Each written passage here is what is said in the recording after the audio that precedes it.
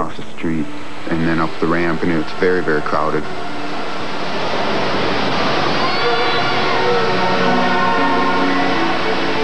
Love it. Love you too. See you over there. There you go. Evan was asleep. I figured he had a good time and he was tired.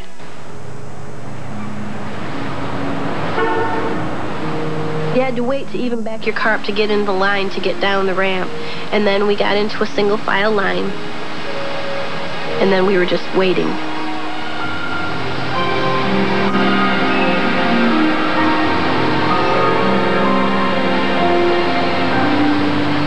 We had been sitting there, I don't know, 5-10 minutes.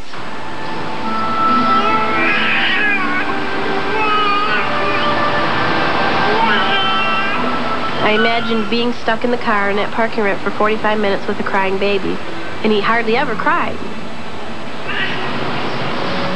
And then I heard him make some strange sounds, almost like he was gasping for air. All I could think of was that he must be choking on something, but knowing that there was nothing he could possibly be choking on. Dennis McMahon and his family happened to be in the car directly behind Wendy. Evan, what's wrong, honey? What's wrong? No, there's something wrong. You need help. Yes, I don't know. He quit breathing. Help. What's the matter? I don't know. What's the matter? I don't know. Is he choking? I don't know. When I looked at the baby, it was very blue around the lips, so I went to what we call an obstructed airway maneuver, where I did back blows and some chest thrusts. No CPR? Yes, I'm a police EMT. Back when I was in uniform, that was part of my job, was responding to medical emergencies. Here, he's getting better. He's all right. He said something's going on. I looked at Evan, and he was bluer than before, and I panicked. I really started screaming then. I felt that the baby's heart was going to stop any second, if it hadn't already, and we'd be in big trouble at that point in time. When we continue. I thought if there was a chance of that baby surviving.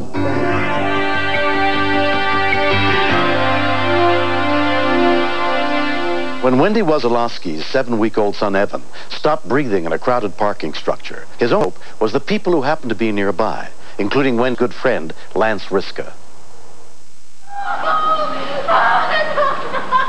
I remember a man coming up, wanting to help. CPR. He didn't know what to do, and I told him, step back. You know, this man's an EMT. He knows what he's doing. You can do a lot of harm if not properly trained.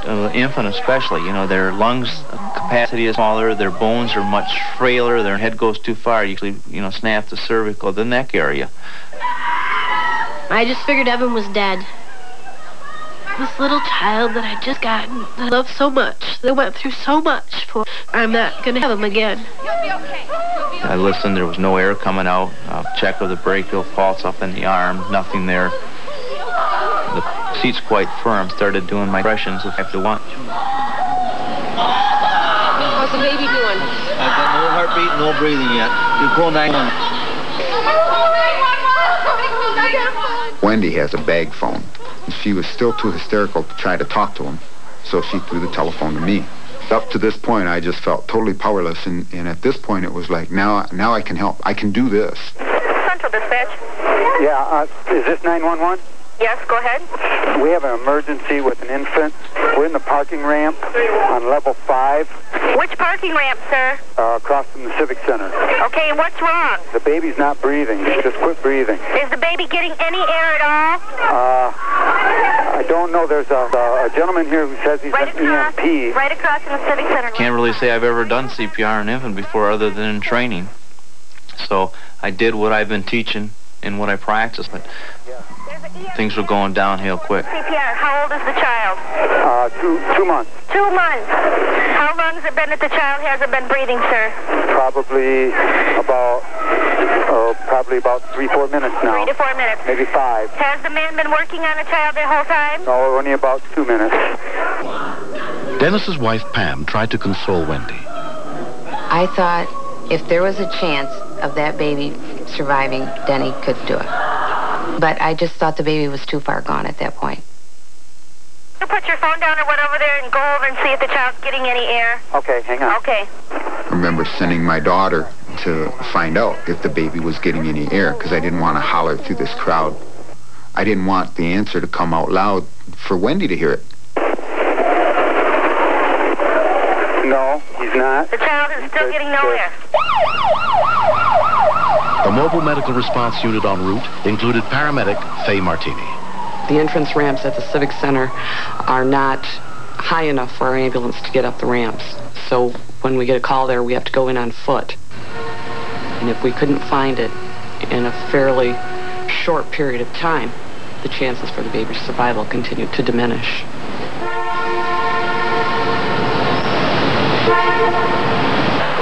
Four to 5 minutes at least had gone by, and then the baby coughed a little bit. It moved its eyes, and the color just started coming back, and I thought, oh my God, you know.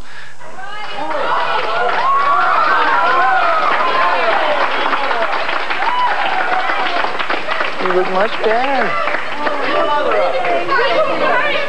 In my mind still, Evan was dead, and I just could not bear to look at him and see him blue again. They had to force me to look at him. He looked disoriented and just kind of looked at me like, what's going on, Mom? We'll get it down. Okay, wait a minute. What's the truck look like? It's a gold Dodge Caravan. A gold Dodge Caravan? Yes, sir. Yes, ma'am. Okay. We'll get it down. I've always been a bit of a wild driver. Gotta get the baby down now.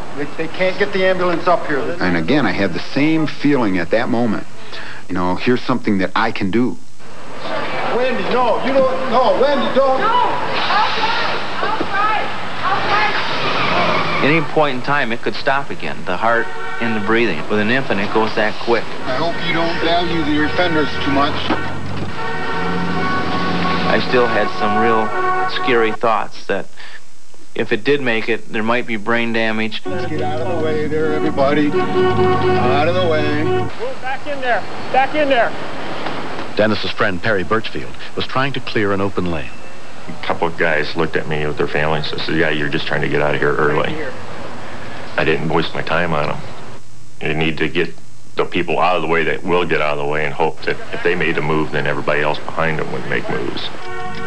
Out of the way. They moved because we really gave them no choice. It was either move or we're going to hit you.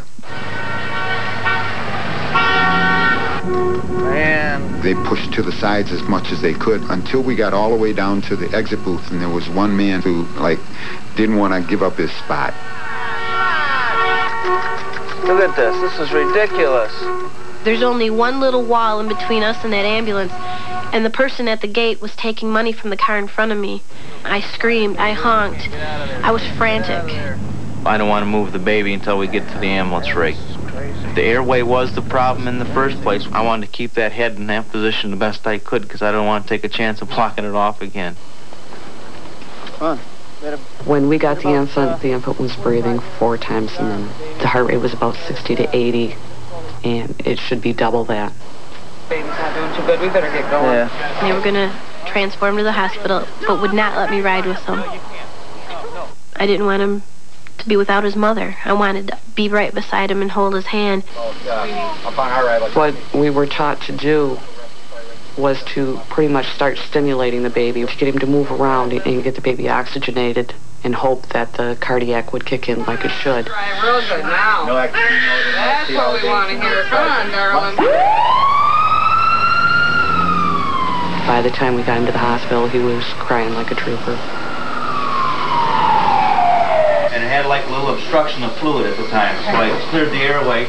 7-week-old Evan Wasilowski was taken to St. Luke's Hospital.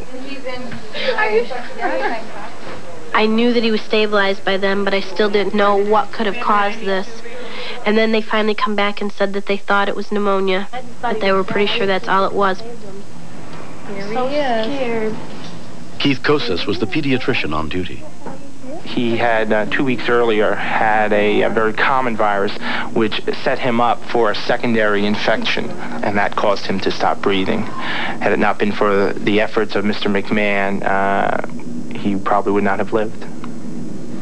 I love you so much. When he finally looked up at me and he smiled, I cried. And he kind of was like saying, Mom, I'm okay. You'll be okay. And that smile was the best thing I ever saw. Come on. Come on. Yay! Yeah! It's been nearly a year since the incident. Before I could go back to work, I needed to find someone that was trained in CPR because I would not leave Evan with anyone that was not CPR trained. It's very, very important. It's right here.